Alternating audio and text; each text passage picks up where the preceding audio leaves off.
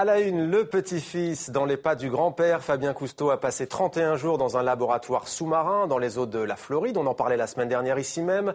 C'est un record pour la bonne cause puisqu'il s'agit d'étudier l'impact du changement climatique. L'océanographe français est revenu à la surface mercredi dernier, il y a donc tout juste une semaine. Et il est avec nous ce soir dans 64 minutes en direct de New York. Bonjour Fabien Cousteau, merci d'être avec nous. Qu'est-ce que ça vous a fait de retrouver la terre ferme après 31 jours sous les eaux en Floride?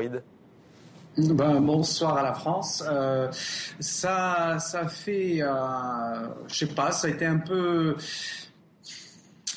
des émotions mixtes parce que Aquarius, donc l'habitat sous-marin, a été quand même notre plateforme pendant 31 jours et donc entre le fait qu'on a pu avoir un peu d'espace avec nos amis les poissons pendant tout ce temps et voir quand même la faune et la flore d'une façon qui a jamais été offerte pour nous, en tout cas pendant si longtemps, de pouvoir regagner le sol, enfin l'air, a été d'une façon joyeuse pour pouvoir retrouver nos amis, nos aimés, etc.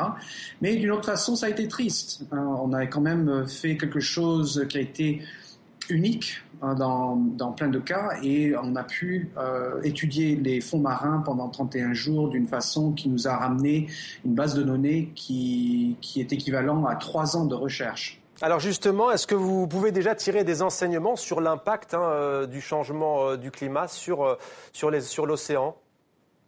Avec nos partenariats avec FIU et Northeastern University et bien d'autres, on a quand même pu gratter un peu plus au sol, disons, du sujet du changement climatique et de l'acidification des océans, surtout envers ce qui sont les villes sous-marines, les coraux, enfin les récifs de coraux et tous leurs habitants.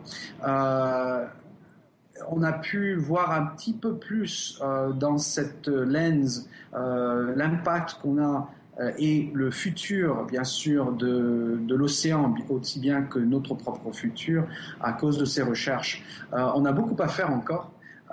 Toutes ces recherches, ces bases de données ont besoin d'être étudiées.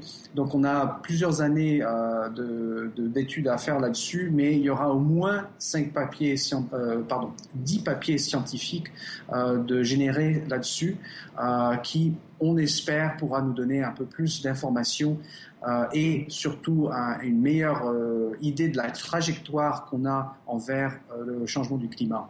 Alors on imagine, Fabien, que vous avez sans doute beaucoup pensé à votre grand-père, Jacques-Yves Cousteau, le commandant Cousteau, qui avait lui passé 30 jours, un jour de moins.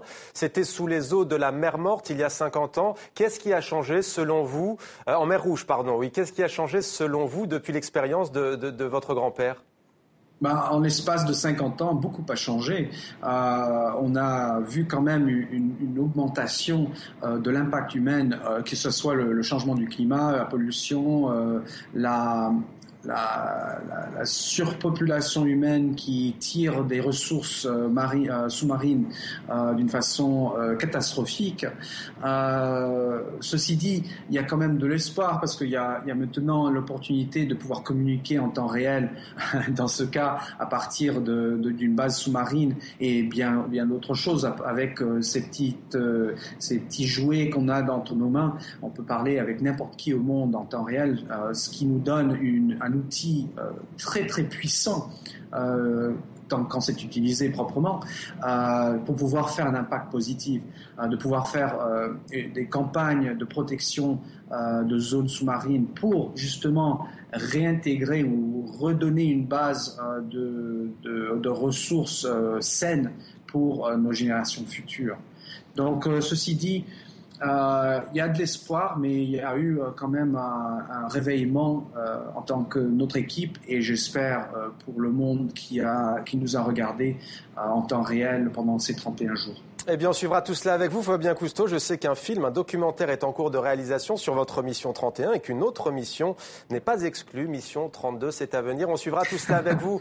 Merci à vous d'avoir été avec nous, océanographe français Fabien Cousteau. Merci à vous.